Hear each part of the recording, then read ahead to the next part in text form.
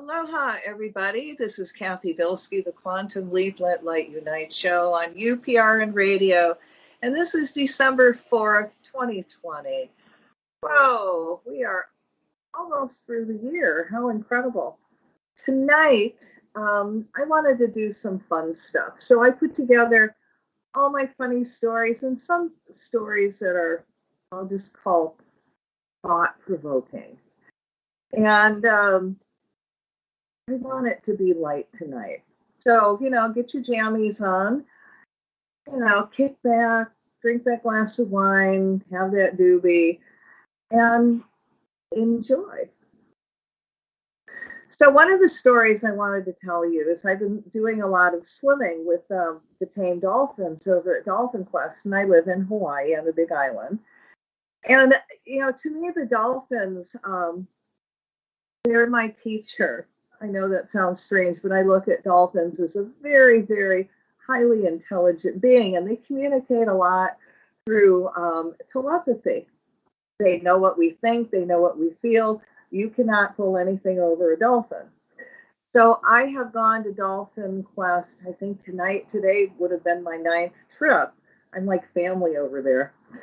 And they're an amazing group of people, and they take really good care of their dolphins. And if you have a 49-year-old dolphin and a 36-year-old dolphin and a 20-year-old and babies, you're doing something right. So the dolphins have an incredible sense of humor. And I want to show you one of the tricks the dolphins pulled on me. Okay. So now, up until my 7th trip, all those times there's been no tourists. So it's been like having your own private session with the dolphins. There's you and there's maybe another group, and nobody cares. There's nobody watching you. Well, now that tourists are coming back to the island, and they're in the hotel, they're wandering around. Now, one of the really cool, friggin' funny dolphin tricks, really funny to me, is when the dolphin will kind of stick its head out the water, open up its mouth, and sticks his tongue out. And if you can see, let's see if I can get that in clear. There we go. Oh, there we go. I mean, that's got to be, funny. To me, I just bust a gut. And for those of you that you can't see, I am in the picture laughing, and the dolphin's got his tongue sticking out. What can I say? So now I'm getting pretty familiar with the dolphins, and, we're playing. And I decided, and I'm sure they put the thought into my mind, that I would stick my tongue back out at the dolphin, right? And, you can see it. I'm showing a picture of the dolphin with its tongue out and my tongue out. I'm sticking my tongue out. So we're playing like that, doing that back and forth. And then I look over to the left, and there's like 30 tourists over there, all watching me, all taking pictures and videos. And then, they're by this wooden fence, and then there's this little girl on the fence, and she's got her tongue sticking out and going backwards, like I'm trying to imitate the dolphin. Oh my God. And I'm just laughing because I forgot we had people there. And the dolphins made me part of their show. Oh my God. Yeah, getting over embarrassment. So I've done a few things with the dolphins. Here's a picture of me with the dolphin, and I'm showing the dolphin my big Earth Keeper crystal. Get that with that. There we go. And it actually has his nose up on my crystal. Now, the picture is a laminated crystal, a picture of my 1,000-pound crystal, and it's all lit up. So it's really perfect to not worry about getting splashed. And I really believe now that the dolphins connected with the crystal, that they think it's theirs. So now on this today, the dolphins wanted me to bring a crystal. So, of course, I'm a Leo, and my girlfriend came with me. And so I'm holding a 20-pound, 30-pound crystal. Oops. And she's got a little baby. There we go. And these are celestials. And, it was really interesting because the 49-year-old daughter, dolphin, Eva, the energy was a little bit too much for it. But the 36-year-old Pele, oh my God, she got right into it. And I know it's really hard to see, but she's got her nose and her chin on this big 30-pound crystal. And then she put her nose to my forehead. Oh my God. Talk about almost orgasmic. So I am having a great time with the dolphins, and you really have to get into dolphin humor. So, all right, let's get into a little bit more play. And, okay, now this is the 12 days of Facebook. Now, I said these are kind of funny stories that I wanted to share with you. Okay. On the 12th day of Christmas, my Facebook gave to me 12 freaks unblocking, 11 friends just walking, 10 corny topics, 9 broken friendships, 8 complaining relatives, 7 stalker stalking, 6 party inviter, 5 drama queens, 4 game requests, 3 photo tags, 2 friends of Pokemon, and a creep who won't stop inboxing me. All right, now some have decided that Baby It's Cold Outside should be banned and pulled from radio playlists for encouraging date rape. And if you're old enough like I am, you remember the song. And we feel that these other holiday songs must also be removed as they are offensive as well. All right, number 1, I Saw Mommy Kissing Santa Claus. A, subjecting minors to soft porn, infidelity. 2, the Christmas song, Open Fire. Pollution, folks dressed up like Eskimos, cultural appropriation. 3, Holly Jolly Christmas. Kiss Her Once for Me, unwanted advances, slavery of women. 4, White Christmas, racist. 5, Santa Claus is coming to town. Sees you when you're sleeping, knows when you're awake, peeping Tom stalker, pedophilia. 6, the most wonderful time of the year. Oh, I know, I shouldn't be singing, but hey, what happens when you swim all this time with the dolphins?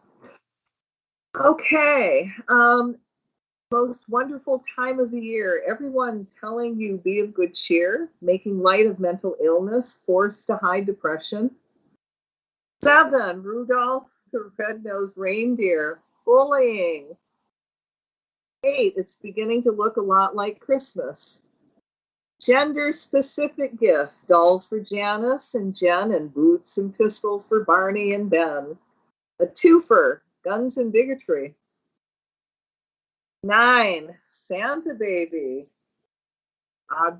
objectification, women, and blackmail. Frosty the Snowman, sexist, why not a woman snowman? 11, did you hear what I hear? Blatant disregard for the hearing impaired. 12, Jingle Bell Rock, giddy up jingle horse, pick up your feet. Animal abuse. 13, mistletoe and holly. Overeating, folks stealing a kiss or two. How did this song ever see the light of day? 14, Winter Wonderland. Parson Brown demanding they all get married. Forced marriage. 15, Grandma got ran over by a reindeer. Come on, the name says it all. Reckless driving, attempted murder, elderly abuse, and disrespect. So have a jolly, holly, Merry Christmas. All right, moving on. All right, now this is Christmas from a mother's point of view. As I wallowed in Christmas music for the last couple of weeks, I pondered the tradition of the Christmas story, and I've come to a conclusion. Mary was shafted. There she is, 8+ months pregnant, having been dragged all over Israel on the back of a fucking donkey.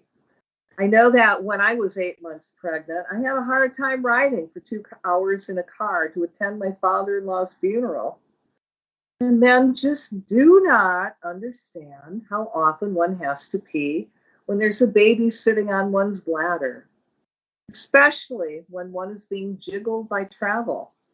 Do you think Joseph cheerfully stopped every 15 minutes for a potty break, heaving Mary on and off the donkey and nary a complaint? I mean, he didn't even get the fun of conception. That had to have had an effect on his equanimity during the pregnancy. So they pull into Bethlehem, and Joseph can't even come up with a room at a Motel 6. Mary must have felt as if her damn back was breaking even before she went into labor. And let's think about that for a little bit, shall we? Mary was a first-time mother. Her labor would have lasted a long, long time. I went for 23 hours between my water breaking and the delivery of my eldest child, so I'm guessing Mary was in labor for at least 12 hours, with no option for an epidural. Yeah, I suppose God could have given Mary a short and pain-free labor. After all, she was doing him a pretty damn big favor, being a surrogate mother and all. But were that the case, I'm pretty sure that would have been mentioned as one of the miracles of the miraculous birth. Besides, this is a male God. He wouldn't have thought of giving Mary a break. You know, it's one of those women things. And speaking of women things, who helped deliver baby Jesus? There's no mention of any woman being around. Did Joseph run for a midwife? And if so, why don't we know anything about it? We do know that Joseph couldn't assist. For one thing, he didn't know nothing about birth and no babies. Mary was a first-time mother, but Joseph wasn't even a first-time father. Besides, according to the Jewish laws concerning Midah, at the point when labor became really, really painful, Mary was I can't read that. Boletet, a woman giving birth and unclean. Not Joseph, nor the innkeeper, nor the shepherds, nor any other Jewish man could touch her. She was on her own. Beyond that, what was Mary using for a bed? We now know all about the little Lord Jesus being tucked away in a manger after the fact, but what did Mary labor upon? I doubt that the innkeeper kept the birthing stool handy, especially not in the barn. So I'm guessing our poor girl was relegated to a pile of straw in a cow barn full of fodder and cow crap. Do you think Mary suffered it all in stoic silence? If Mary was like most women, she was likely cursing the male who caught her in that condition and that position, especially since he had it in his power to spare her the entire ordeal. Jesus was born of a woman. That was the whole idea of God made man, wasn't it? And a real woman would have been screaming her head off, cursing Father, Son, and Holy Ghost for good measure. So here we have Mary, who had jogged around the countryside on a donkey. not getting a decent night's sleep in weeks, having labored mightily to bring forth the child with no assistance from a knowledgeable woman, bedded down in stable, lying on pokey, scratching straw all amongst the oxen and cows and ducks and sheep and all the effluvia which comes from livestock. That poor girl needs some rest. I know that after I gave birth, the last thing I wanted was a parade of visitors. All I wanted was friggin' sleep. But poor Mary, what happened to her? Why, a veritable convention broke out. First, there were the animals already in the barn. The cattle are lowing, the poor baby awakes. Then the shepherd arrived with their flocks. You don't think they left them out in the pastures unguarded, do you? Those sheep were the only wealth they had. They wouldn't just leave them there. Come on into the barn.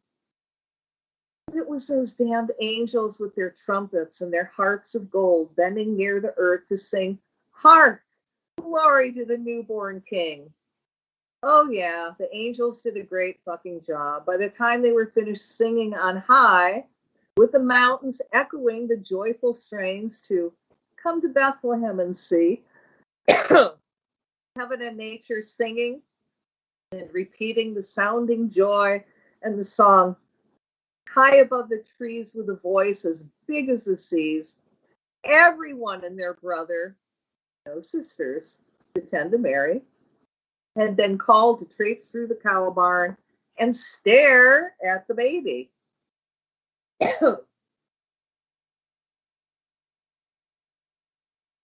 Oops.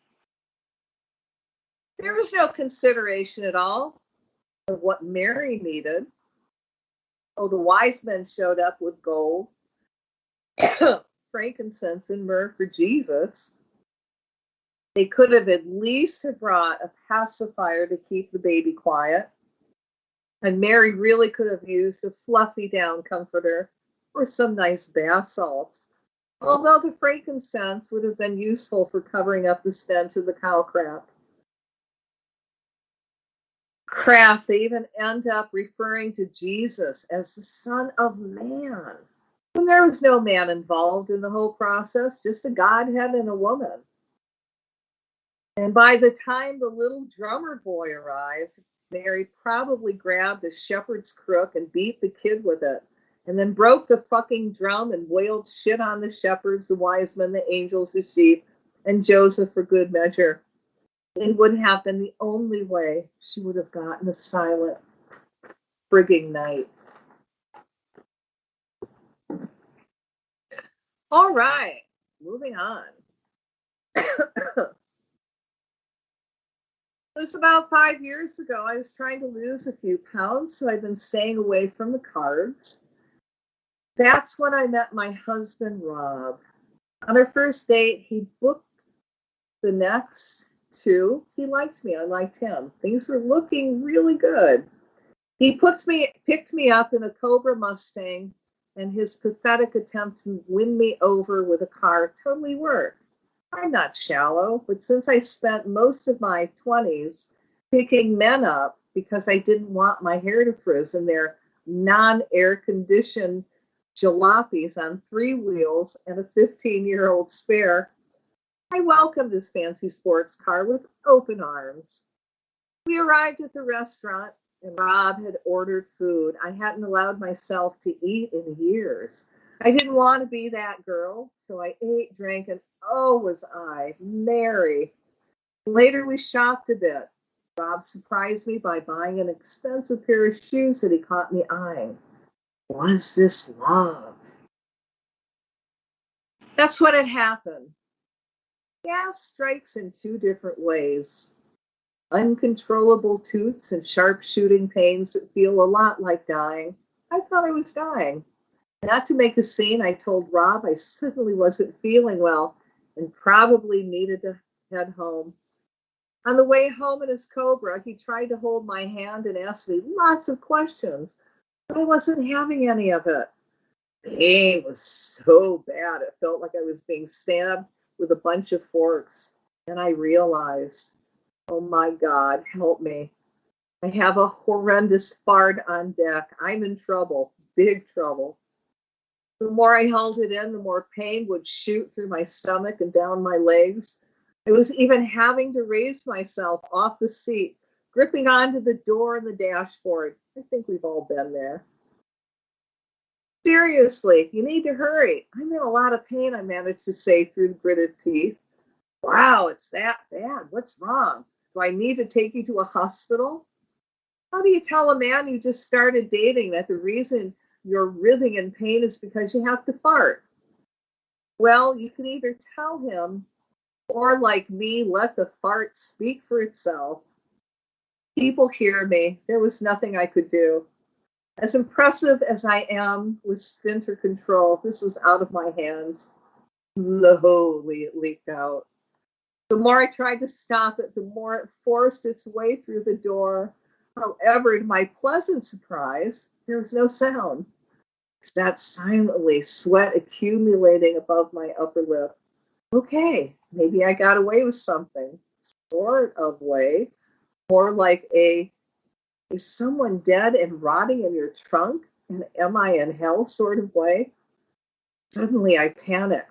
Roll down the windows, I screamed. Yes, I literally screamed it like I was in a horror movie. What? Why? Rob asked, starting to freak out because I was freaking out. I can't roll down the window. Unlock it. Unlock it. On, Rob yells back to me. Why are you? And it hit him. I could see it in his eyes. Was it surprise, horror?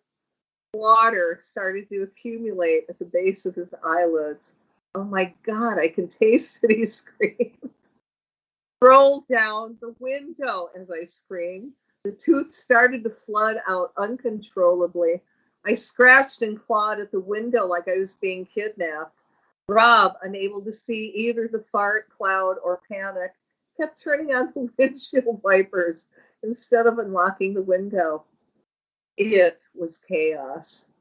We were acting like we were under siege by gunfire. We were under siege, all right, just not by gunfire. Finally, he was able to hit the right control, and he rolled down our windows. We both gulped in fresh air.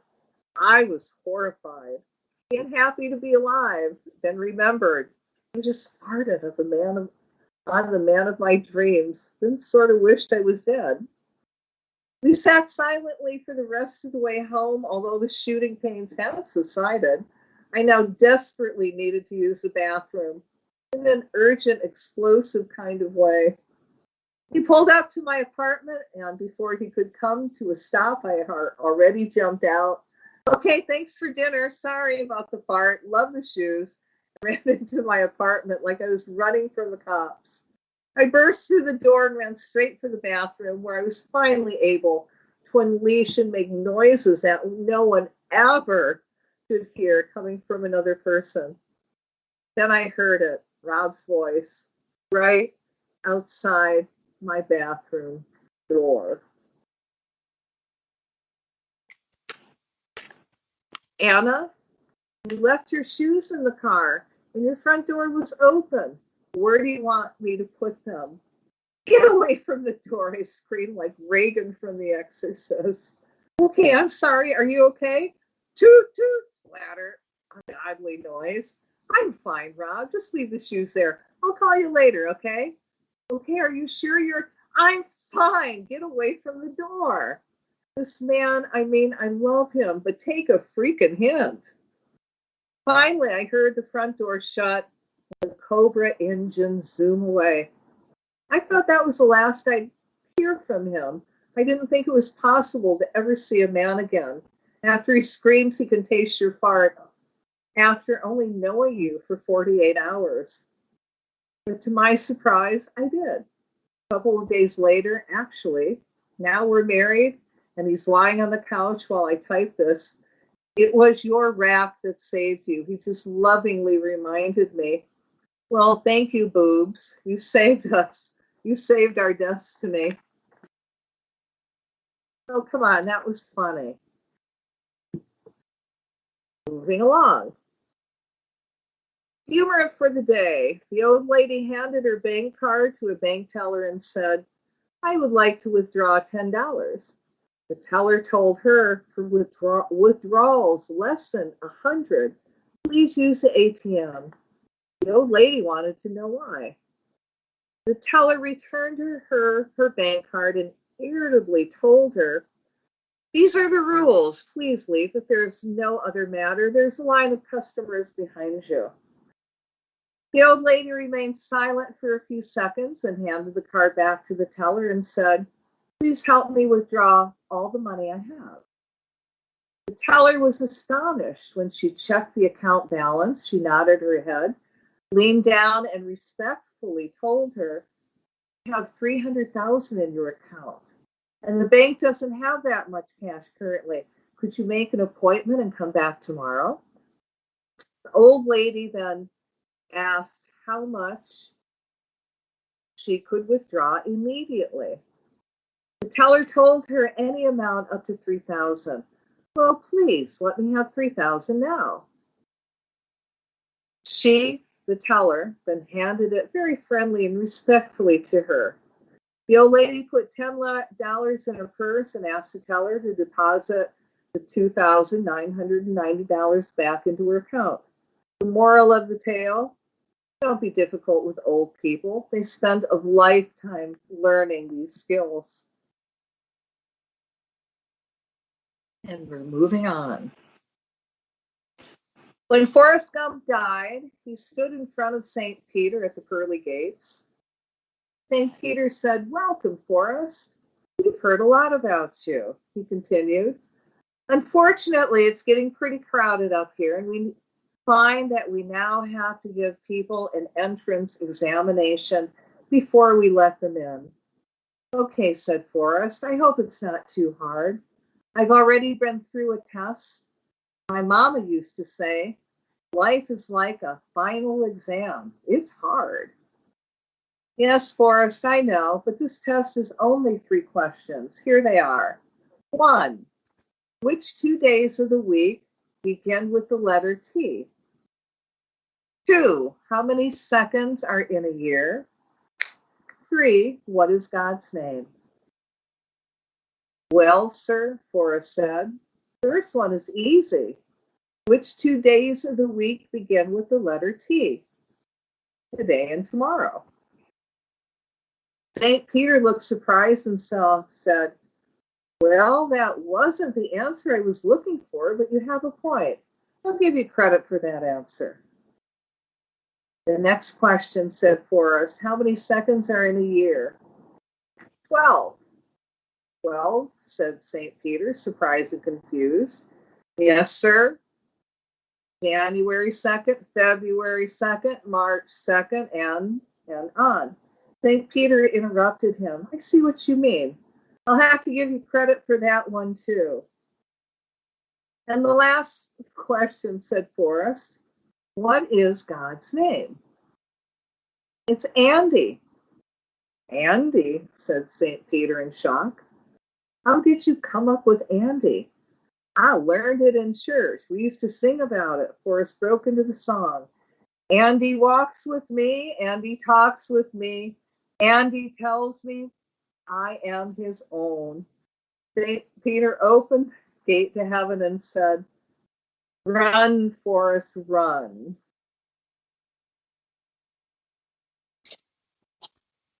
All right, moving along. A man comes into surgery room, all banged from head to foot. Doctor comes in and says, I see you've regained consciousness. Now, you probably won't remember, but you were in a huge pileup on the freeway. You're going to be okay. You're going to walk again and everything. However, your penis was severed in the accident. We couldn't find it. The man groans, but the doctor goes on. You have $9,000 in insurance compensation coming and now have the technology to build a new penis. They work great, but they don't come cheap. It's roughly $1,000 an inch. And perks up. So the doctor says, you must decide how many inches you want, but I understand that you have been married for over 30 years, and this is something you should discuss with your wife. If you've had a 5-incher before and get a 9-incher, now she might be a little bit put out. If you had a 9-incher before and you decide to only invest in the 5-incher now, she might be disappointed. It's important that she plays a role in helping you make a decision. Where you live shouldn't limit your access to quality internet. That's not fair. US Cellular introduces fast and fair high-speed internet. With reliable home internet from US Cellular, now there's no limit to how you stream, game, and work. So instead of this, you get this. Upgrade to fast and fair high-speed internet from US Cellular. Upgrade to fair. Where you live shouldn't limit your access to quality internet. That's not fair. US Cellular introduces fast and fair high-speed internet. With reliable home internet from US Cellular, now there's no limit to how you stream, game, and work. So instead of this, you get this. Upgrade to fast and fair high-speed internet from US Cellular. Upgrade to fair. Man agrees to talk it over with his wife. The doctor comes back the next day. So we've spoken with your wife? Yes, I have, says the man. And she has helped you make a decision? Yes, says the man. What's your decision? Asks the doctor.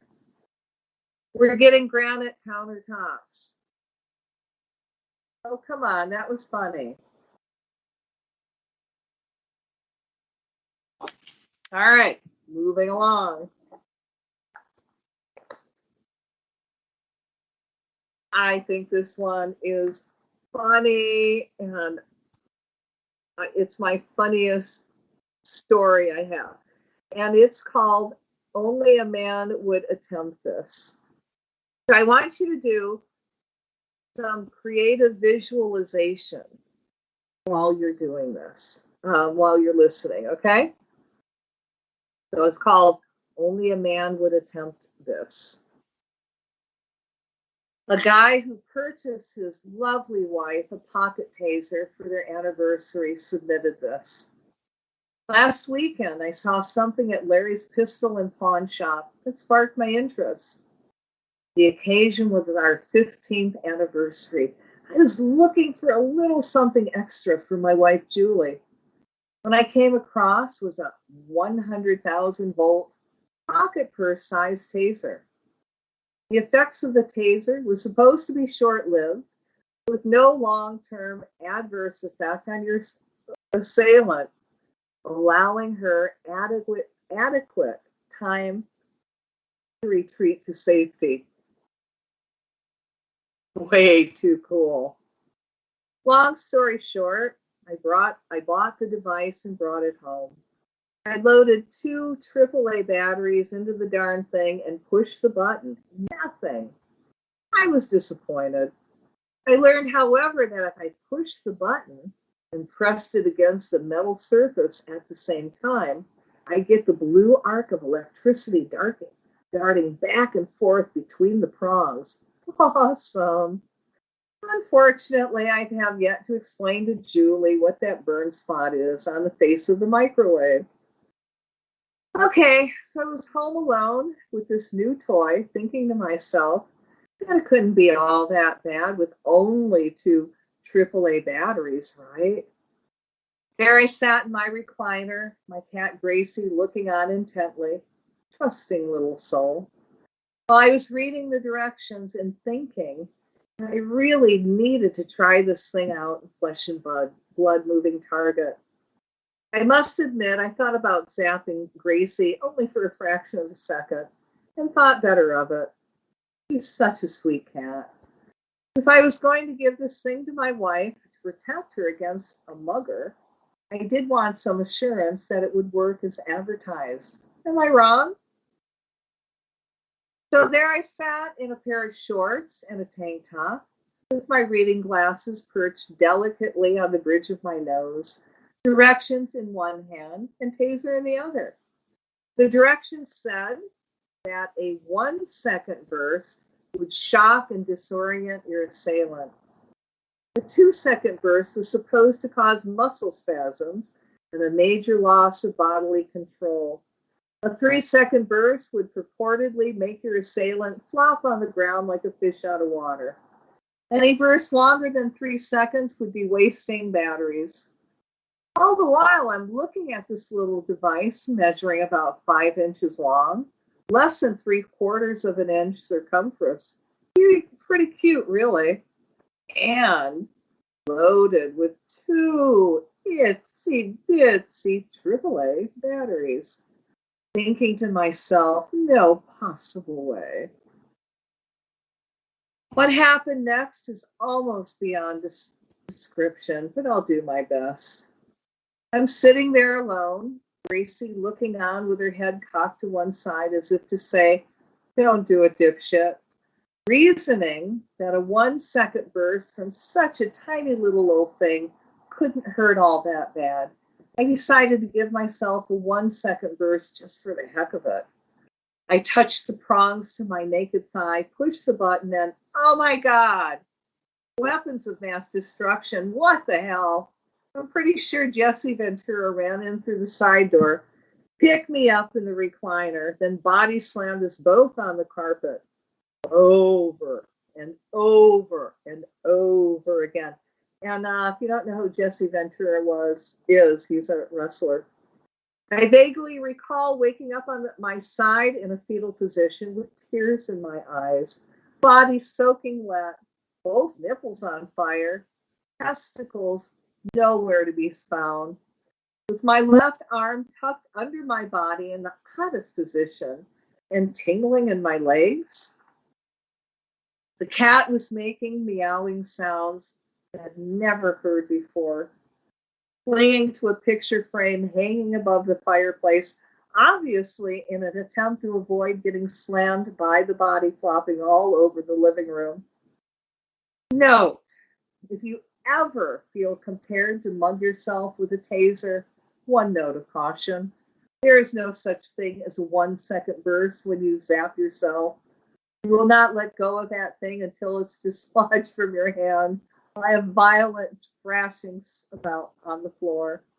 A 3 second burst would be considered conservative. It hurt like hell. A minute or so later, I can't be sure as time was a relative thing at this point, I collected my wits, what little I had left, and up and surveyed the landscape. My bent reading glasses were on the mantle of the fireplace. The recliner was upside down and about 8 feet or so from where it originally was. My triceps, right thigh, and both nipples were still twitching. My face felt like it had been shot up with Novocaine, and my bottom lip weighed 88 pounds. I had no control over the drooling. Apparently, I pooped myself, but was too numb to know for sure, and my sense of smell was gone. I saw a faint smoke cloud above my head, which I believe came from my hair. I'm still looking for my nuts and offering a significant reward for their safe return. Yes, my wife can't stop laughing about my experience. Love the gift. Now regularly threatens me with it. If you think education is difficult, try being stupid. Oh my God, I can't read that without busting a gut. Okay, moving on. Now, if you're 30 or older, you might think this is hilarious. Okay. All right, when I was a kid, adults used to bore me with tears with their television diatribes about how hard things were when they were growing up. What with walking 25 miles to school every morning, uphill, barefoot, both ways, yada, yada, yada. And I remember promising myself that when I grew up, there was no way in hell I was going to lay a bunch of crap like that on my kids about how hard I had it and how easy they've got it. But now that I'm over the ripe age of 30 twice, I can't help but look around and notice the youth of today. You got it so easy. I mean, compared to my childhood, you live in a damn utopia. And I have to say it, but you kids today, you don't know how good you have it. I mean, when I was a kid, we didn't have the internet. If we wanted to know something, we actually had to go to a damn library and look it up ourselves in the card catalog, which we had in school library class, so we would learn that. 2, there's no email. We had no, we actually had to write to somebody a real letter with a pen. And you had to walk all the way down to the post office and put it in the mailbox. And it would take a week to get there. Stamps were only 10 cents. 3, Child Protective Services didn't care if our parents beat us. As a matter of fact, the parents of all my friends also had permission to kick our ass. Nowhere was safe. 4, there were no MP3s or Napsters or iTunes. If you wanted to steal music, you had to hitchhike to the record store and shoplift it yourself. Or you had to wait around all day to tape it off the radio, and the DJ would talk over the beginning and screw it all up. There were no CD players. We had tape decks in our car. We'd play our favorite tape, have to take 20 minutes to rewind or fast forward it to where we wanted and eject it when finished. And then the tape would come undone, rendering it useless because, hey, that's how we roll, baby. We didn't have fancy crap like call waiting. If you were on the phone and somebody else called, they got a busy signal. And there weren't any freaking cell phones either. If you left the house, you just didn't make a call or receive one. You actually had to be out of touch with your friends. Oh my gosh. Think of the horror, not being in touch with someone 24/7. And then there's texting. Yeah, right. Please. You kids have no idea how annoying you are. And we didn't have fancy caller ID either. When the phone rang, you had no idea who it was. It could be your school, your parents, your boss, your bookie, your drug dealer, your collection agent. You just didn't know. You had to pick it up and take your chances, mister. And we didn't have any fancy PlayStation or Xbox video games with high-resolution 3D graphics. We had the Atari 2600 with games like Space Invaders and Asteroids. Your screen guy was a little square. You actually had to use your imagination. There were no multiple levels or screens. It was just one screen forever. And you could never win. The game just kept getting harder and harder and faster until you died. Just like life. 10, you had to use a little book called a TV Guide to find out what was on. You were screwed when it came to channel surfing. You actually had to get off your rear, walk over to the TV to change the channel. No remotes. Oh my God, what's the world coming to? There was no Cartoon Network either. You could only get cartoons on Saturday morning. And maybe if we were lucky, a few on Sunday. Hear what I'm saying? We had to wait all week for cartoons. God, you guys are spoiled. And 12, we didn't have microwaves. If you wanted to heat something up, we had to use a stove. Imagine that. 13, and our parents told us to stay outside and play all day long. Oh, no electronics to soothe and comfort. And if you came back inside too early, you got to do chores. And car seats, oh, please. Mom threw you in the back seat and you hung on. If you were lucky, you got the safety arm across the chest at the last moment if she had to stop suddenly. And if your head hit the dashboard, well, that was your fault for calling shotgun in the first place. I mean, come on. Have you seen your playgrounds? It's all plastic. I mean, we had real slides that was made out of metal. And then we either used cardboard because it was really metal and got hot, or to slide down it, or what really made it go was when you got wax paper. And you sat on wax paper and rolled down, okay? Our swings, they were made out of chains. You know, our fingers got caught in them all the time. And monkey bars, oh my God, I mean, my God, how many schools put their gym equipment over cement or asphalt? Oh yeah, mine did. Oh, yeah. It was great.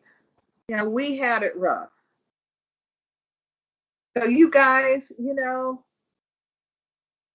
you kids really have got it too easy. You're spoiled rotten. And you guys wouldn't have lasted 5 minutes back in the 70s, early, late 80s, or any time before that. Regards to over 30 crowd. All right, and moving on. All right, now this is funny. Okay. Today I was in a shoe store that sells only shoes, nothing else. A young girl came with green hair, walked over to me and asked, "What brings you in today?" I looked at her and said, "I'm interested in buying a refrigerator." She didn't quite know how to respond.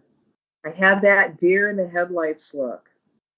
I was thinking about old age and decided that old age is when you still have something on the ball, but you're just too tired to bounce it. When people see a cat's litter box, they always say, "Oh, have you got a cat?" And I just say, "No, it's for company." Employment application blanks always ask, "Who is to be called in case of an emergency?" I think you should write an ambulance. The older you get, the tougher it is to lose weight because by then, your body and your fat have gotten to be really good friends. The easiest way to find something lost around the house is to buy a replacement. Have you ever noticed the Roman numerals for 40 are XL, like extra large? The sole purpose of a child's middle name is so he knows when he's really in trouble. Did you ever notice that when you put the two words, the and IRS together, it spells theirs? Aging. Eventually, you will reach a point when you stop lying about your age and start bragging about it. God, that's true. Some people try to turn their back, their odometers, but not me. I want people to know why I look this way. I've traveled a long way, and a lot of roads were not paved. Being young is exciting, but being old is comfortable. Lord, keep your arm around my shoulder and your hand over my mouth. And you always have love to share, cash to spare, tires with air, and friends who care. And moving on. The old man sat in his gas station on a cold Christmas Eve. He hadn't been anywhere in years since his wife had passed away. It was just another day to him. He didn't hate Christmas, just couldn't find a reason to celebrate. He was sitting there looking at the snow that had been falling for the last hour and wondering what it was all about. Then the door opened, and a homeless man stepped through. Instead of throwing the man out, old George, as he is known by his customers, told the man to come and sit by the heater and warm up. "Thank you, but I don't mean to intrude," said the stranger. "I see you're busy. I'll just go." "Not without something hot in your belly," George said. He turned and opened a wide-mouthed thermos and handed it to the stranger. It ain't much, but it's hot and tasty. Stew. I made it myself. When you're done, there's coffee, and it's fresh. Just at that moment, he heard the ding of the driveway bell. Excuse me, be right back, George said. There in the driveway was an old '59 Chevy. Steam was rolling out of the front. The driver was panicked. Mister, can you help me? Said the driver with a deep Spanish accent. My wife is with child and my car is broken. George opened the hood. It was bad. The block looked cracked from the cold. The car was dead. You ain't going in this thing, George said as he turned away. But mister, please help. The door of the office closed behind George as he went inside. He went to the office wall, got the keys to his old truck, and went back outside. He walked around the building, opened the garage, and started the truck and drove it around to where the couple was waiting. Here, take my truck, he said. She ain't the best thing you ever looked at, but she sure runs real good. George helped put the woman in the truck and watched as it sped off into the night. He turned and walked back inside the office. Glad I gave him the truck. Their tires were shot too. That old truck was brand new. George thought he was talking to the stranger, but the man had gone. The thermos was on the desk, empty, with a used coffee cup beside it. Well, at least he got something in his belly, George thought. George went back outside to see if the old Chevy would start. It cranked slowly, but it started. He pulled it into the garage where the truck had been. He thought he would tinker with it for something to do. Christmas Eve meant no customers. He discovered the block hadn't been cracked. It was just the bottom hose on the radiator. Well, shoot, I can fix this, he said to himself. So he put a new one on. Those tires ain't going to get him through the winter either.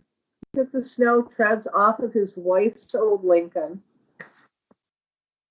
We're like new, and he wasn't going to drive that car anyway.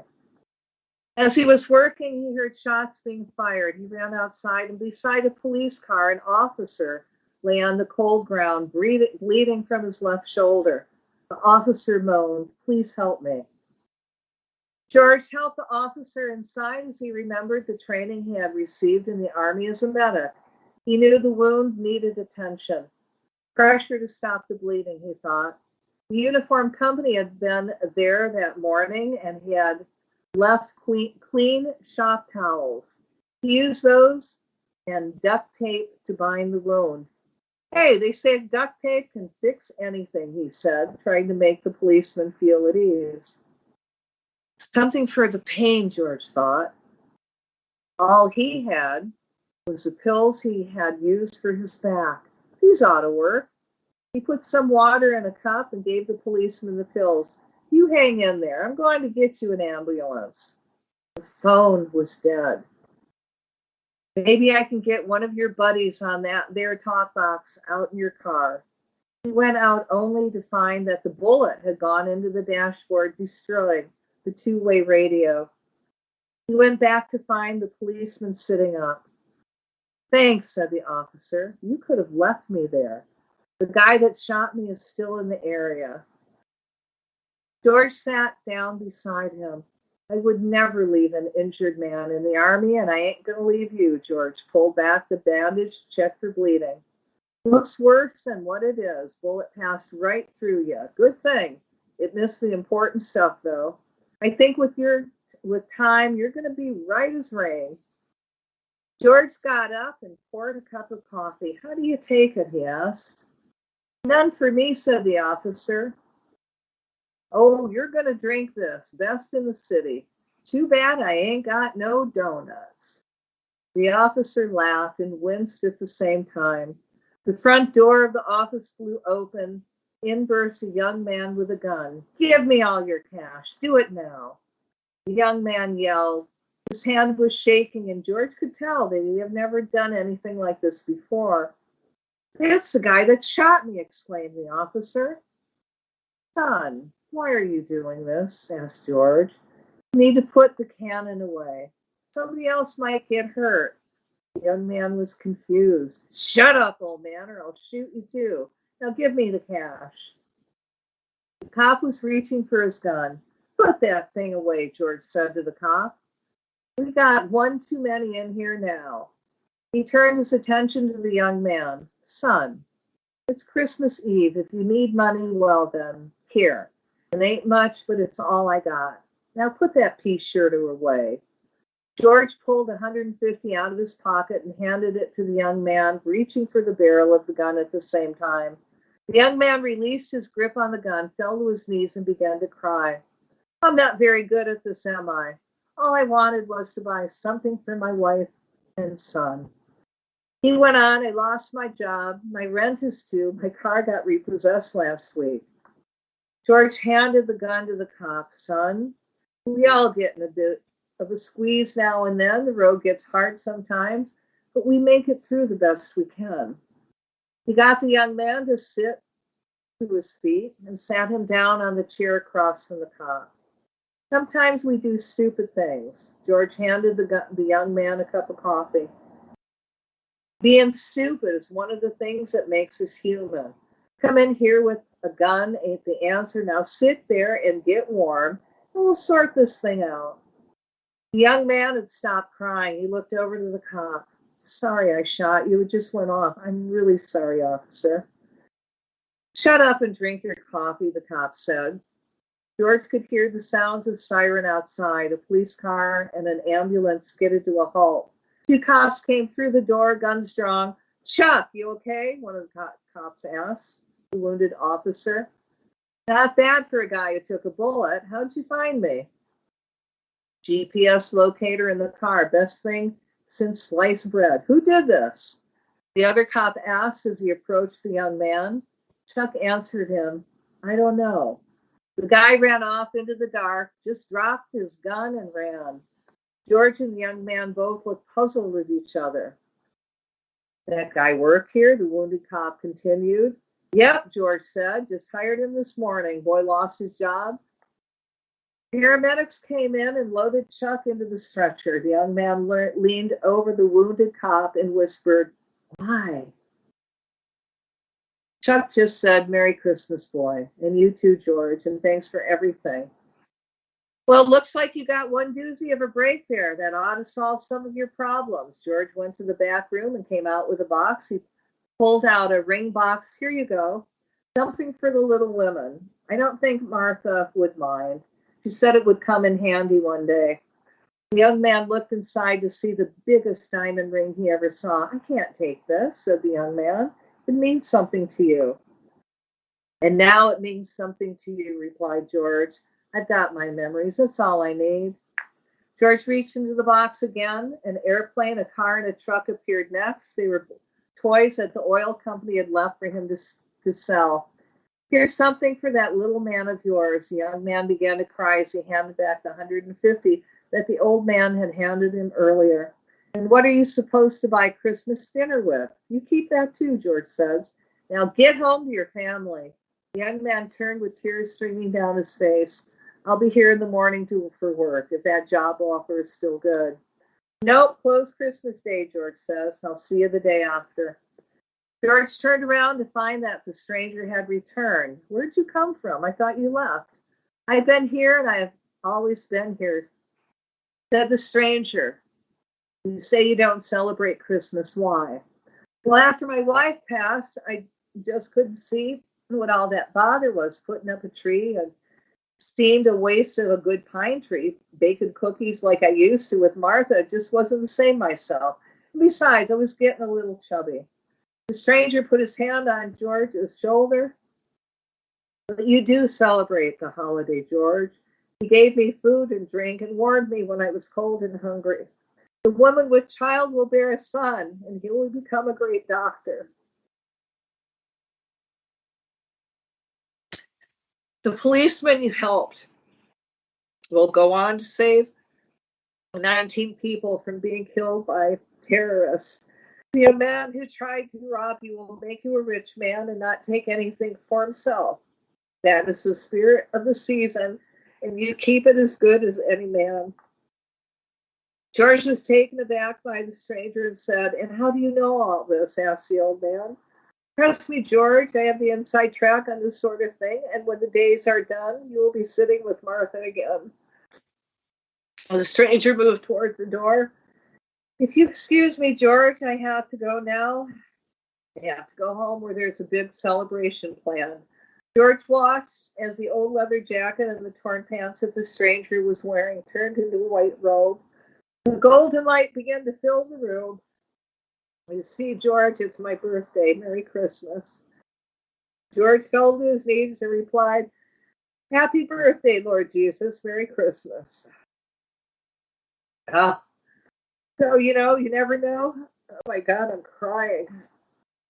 Who you're going to touch, where you're going to touch, what kind of effect you're going to have on everyone down the road. All right, guys, that's it. This is Cathy Bilsky, the Quantum Leap Let Light Unite show on UPRN Radio, and this is December 4th, 2020. Have a wonderful week, and do many acts of kindness, random acts of kindness. Put up Christmas lights. Do something joyful for yourself, and have a wonderful week. On that, I'm going to say aloha and good night. See you next week.